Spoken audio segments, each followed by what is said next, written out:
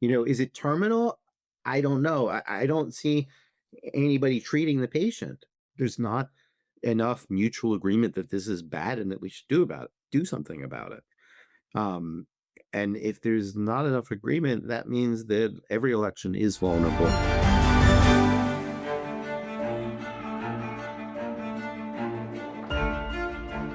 Today on the Tech Report, I'm joined by author of the Substack newsletter Marcus on AI, which has about 100,000 subscribers. He's also a professor emeritus of psychology and neuroscience at NYU. Gary Marcus, thanks for coming on. Thanks for having me.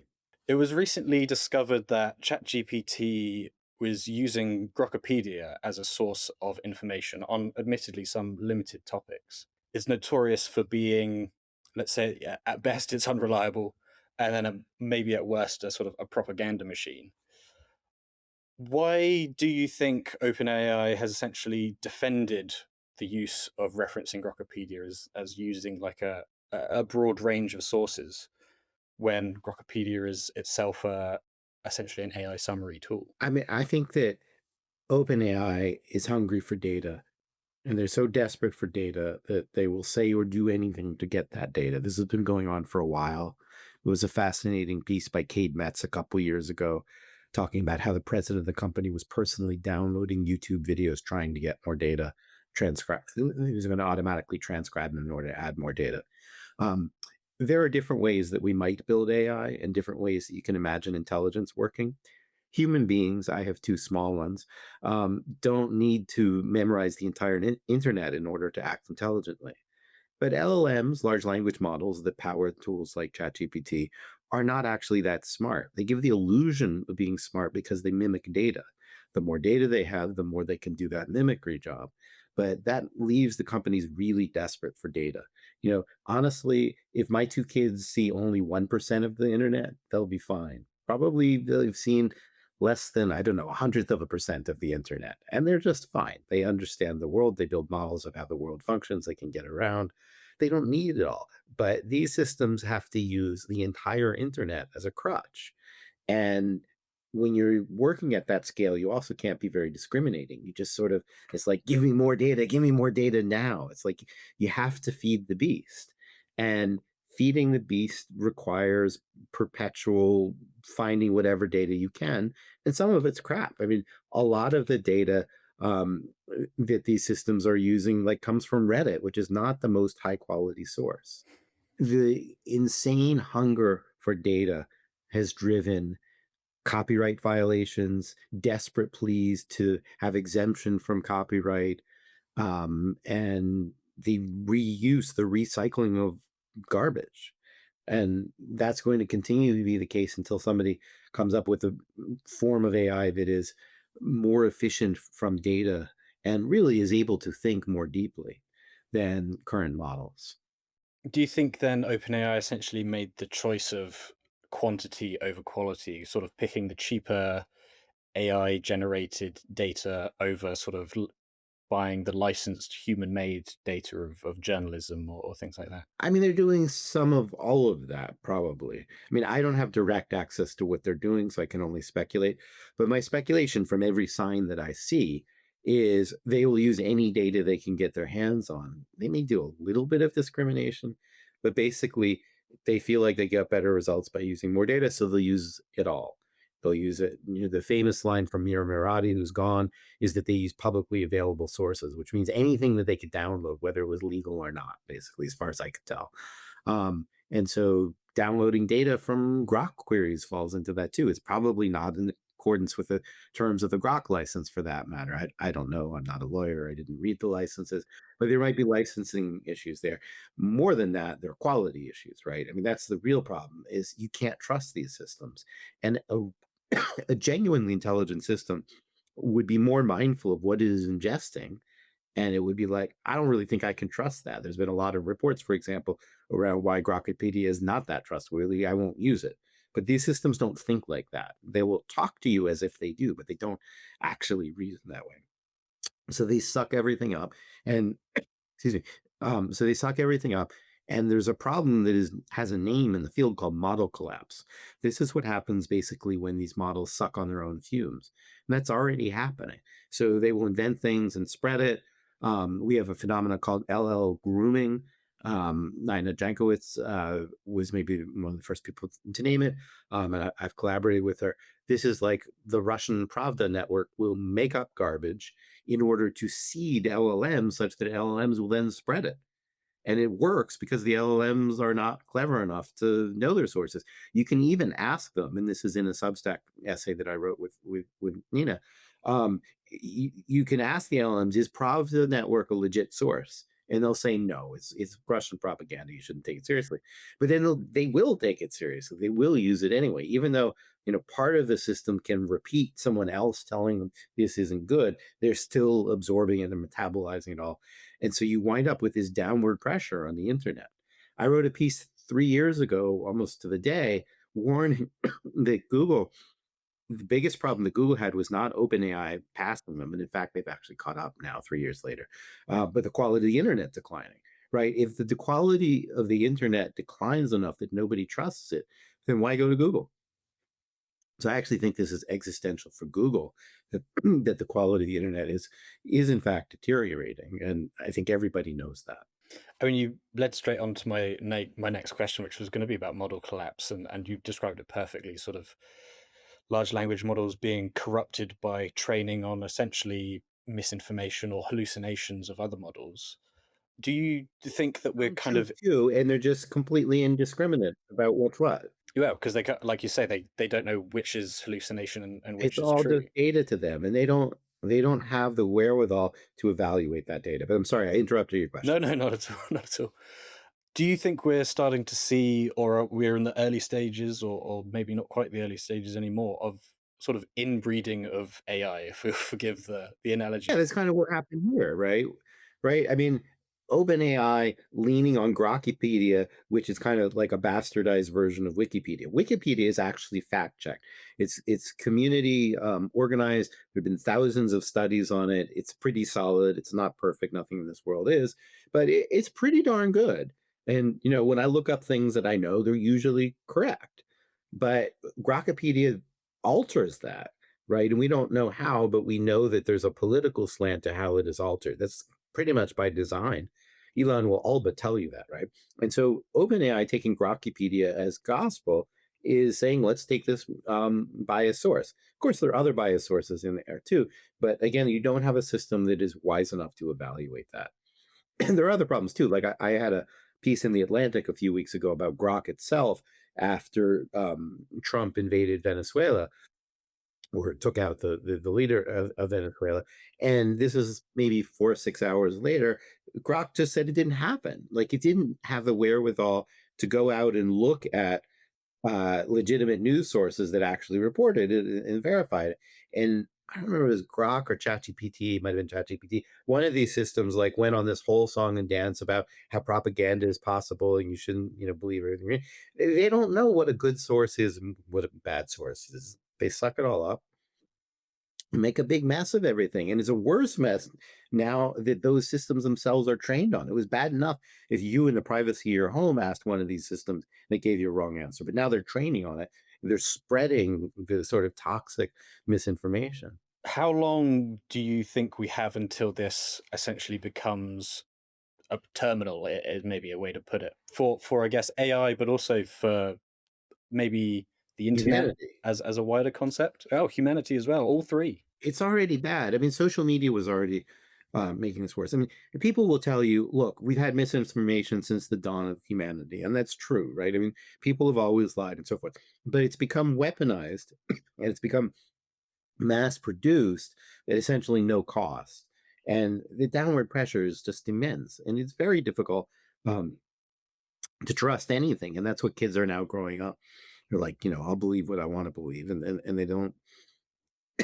When I grew up, you had in the United States, it was never perfect, but you had, three major news networks that had some responsibility, some sense of responsibility to report things right. They didn't always get it right, but they definitely tried.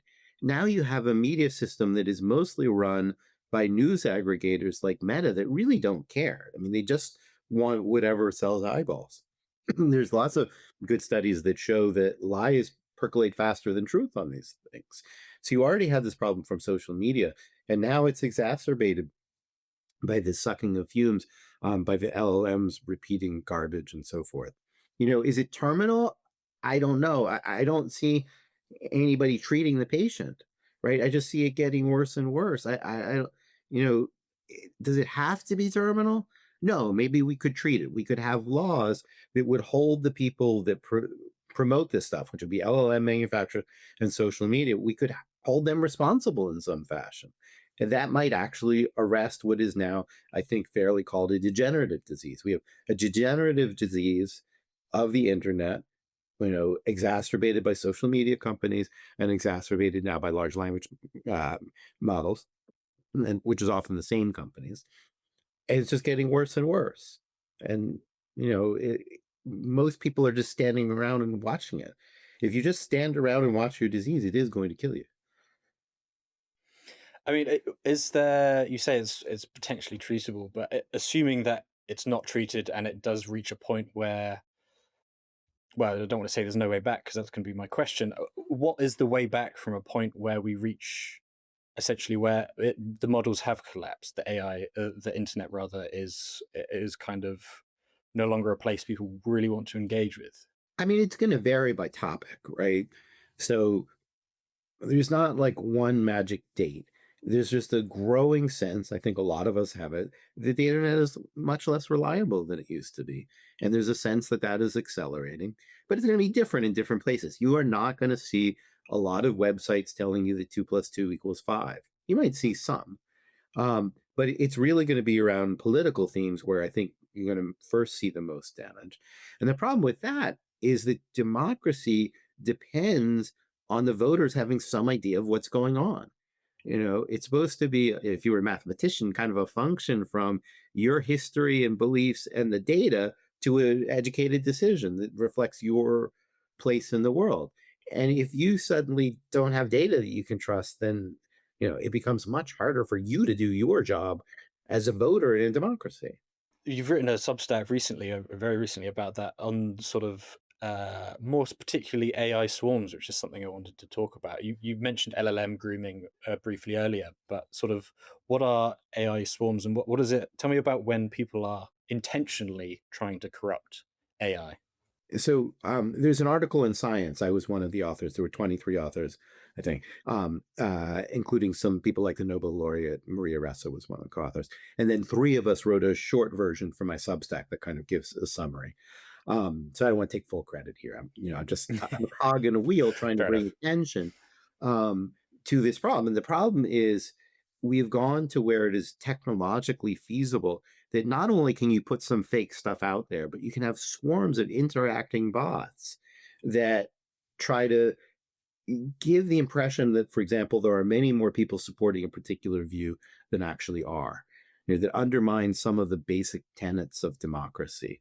And I think this is already bad. It's going to get worse as the technology gets more sophisticated and people build agents and so forth, which everybody is trying to do. And it's a really challenging problem. A lot of the point of the article was just to build awareness about how serious this is, right? I mean, it's not clear how much of what you read on a place like Twitter anymore is actually made by a human being. I've seen numbers, but I don't know how credible they are. But like half of what you read might be generated by a bot or something like that. The old days, 10 years ago or whatever, all these bots could really do is kind of copy and paste. Somebody gives them talking points and they just repeat those talking points a bunch. And it didn't seem that plausible. But now they can do more sophisticated things. Like they can actually try to have a bot maintain a character over time and restate the talking points in different words and so forth. And it just becomes really difficult for us to even detect when that's happening. And probably the proportion of um, things that you read that is bot generated is probably going up. It would be surprising if it were not, given how cheap these new techniques are and how much people like to control information. And so large language models are kind of like authoritarian's best friend because it's a great way, or maybe I should say propagandist best friend, but many of them are authoritarians. Some of my best, no, in that sense that I wouldn't be, that I want to say wouldn't be true. None of my best friends are authoritarians, but authoritarians, very much like propaganda. Now they have unprecedented tools to generate it. I mean, if we don't fix the problem of, I mean, AI swarms intentionally corrupting AI, and then you add in sort of the AI feedback loop we talked about before, how long do you give the internet until it's changed forever? I mean, obviously it's already changed, but I mean, beyond what we would recognize. It's difficult to see it going back to where it was like 5 years ago or something like that.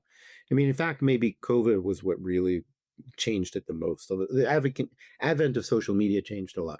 If you go back to the earlier days of internet, like 2012, it just wasn't like it is now. It's really degraded already. As I said, it does depend on the domain. Math is going to be more solid than politics. But I think we've already reached a point where people know that they shouldn't believe what they're in. There's this famous thing called the Russian fire hose of propaganda model. And the model there is not to sell one lie, it's to sell so many lies a little bit so that people don't know what to trust. And then they just like trust their neighbors. And then journalism kind of gets lost in the mist of the sea of lies. That was Putin's objective all along. And the big tech companies are helping out with that by making tools that make it very easy to build this fog of lies. So, what do you think then the internet might look like in 5 years from now? If you said 5 years ago it was already very different from now, 5 years from now? And politics right now are basically you can't talk about this stuff. If you sorry, if you talk about misinformation, you are derided as a liberal or something like that. I mean, in fact, there are conservatives who care about these issues a lot, like Gordon Krovitz and Stephen Brill, who formed NewsGuard. Krovitz used to run the Wall Street Journal, or was a publisher of the Wall Street Journal. These are people with very solid conservative credentials. They don't want the world to go to misinformation, but everybody should check out their site, NewsGuard. They're posting things constantly showing how much worse this problem is getting, how serious it is. But it's very difficult for the world to do anything about it when it is treated as a sort of political issue, like a biased partisan issue. It isn't really. Like we all suffer, except maybe the authoritarians at the very top of the food chain. We all suffer if we live in a world in which we cannot trust anything. And so, good conservatives are as opposed to this as good liberals are, but we are in an a political climate in which people don't understand that, and that has sapped the will to address it. Europe was trying to go after this, but now there's political pressures and so forth. It's not clear how much Europe is going to go after it. The United States doesn't seem to care anymore. Like again, it goes back to this metaphor that I made up a moment ago about a sort of diseased patient. Like nobody wants to treat the patient. So if nobody treats the patient for the next 5 years, nobody's going to trust anything. For years previous to well, kind of previous to AI, but especially now, that there was something thrown around called dead internet theory, which was a relatively fringe-ish conspiracy describing that the internet was sort of a place where just bots sort of talk to bots, and that people were kind of not really engaging with it That anymore. wasn't really true 5 years ago. I mean, Yeah. there was some bots there, but there were a lot of people there. It's the proportion that's changing, right? The proportion of bots talking is definitely increasing, and the quality of what's on the internet is definitely declining. So do you think then it's again? I'm not sure. I would personally consider it a conspiracy theory anymore, as much more of it was kind of predicting of what was or what is now happening. Would you say that is kind of where we are headed?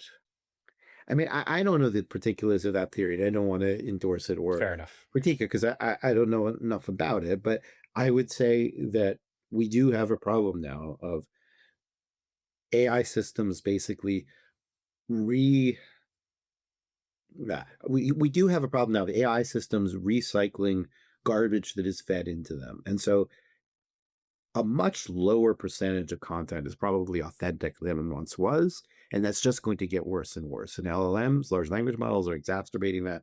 These processes of LL grooming and so forth. There's still plenty of actual people on the internet posting their opinions and writing articles and so forth. It's not like the internet is dead, but it is ill.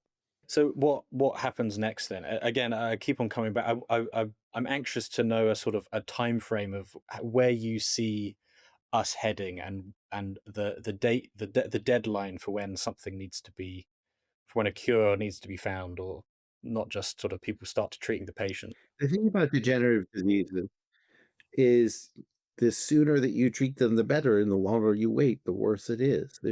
I can't give you a deadline. But I can tell you that, in the 2028 election, people aren't gonna believe a lot of what they read on the internet, and it's gonna be much more true than it was in 2024.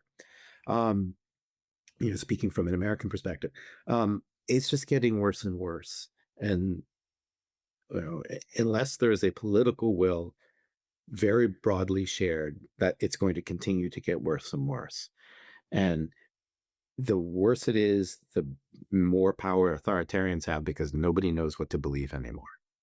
Brought me on to my sort of my last point, which is again something you mentioned in your recent Substack letter, which is what happens when these AI swarms collide with elections? Because how well equipped are countries, governments, anybody to address this threat? Nobody is well set up in sort of the technical side of things, and nobody is well set up in terms of the kind of moral side of things. There's not enough mutual agreement that this is bad and that we should do something about it. Um, and if there's not enough agreement, that means that every election is vulnerable, and we will see some influence, some won't. Some elections are going to be 70 to 30, and a little bit of misinformation there's not going to change them. But there's already been some signs of a couple elections maybe having been flipped, and a lot of elections are close, and last minute propaganda is going to increasingly affect them. And so, I mean, how can a democracy really function in that context? I mean, you have, again, in that newsletter, outlined some ways and things that could be done to prevent this from happening. We give some technical solutions. So we talk about how social media platforms actually try to address what's going on. We think what they're doing is too piecemeal. They're not looking enough at the forest rather than the trees. And we talk about some technical sides of things. Um, we need to be more proactive and not as reactive. We need to think ahead, downstream. What are these guys who are trying to corrupt our elections or other things doing? What are they going to be doing a year from now? We're very reactive about things. A third thing we could do, which might not be that hard to do, is to make it more expensive to be a fake person. Charge for posts just a tiny bit, and suddenly you change the economics. So we need to think about the economic incentives. If we just had laws that said it's illegal to make a chatbot that impersonates a human, and maybe a modest penalty, but a heavy penalty for many violations, that would really change the dynamics. And so we could do things like that. We need more transparency for researchers to look at all of this stuff. I mean, like X, when it was Twitter, allowed researchers to study what was going on. Now they made it so expensive, researchers can't. So we need more transparency there. Um, and I guess the last thing that we talked about is some kind of independent watchdog network that is not run by any particular government, doesn't have skin in the game around elections. It watches what's going on, reports what's going on, and tries to get people to do something about it. Gary Marcus, thank you for taking the time today. Thanks. These are really important issues. I'm glad to have a chance to talk about them.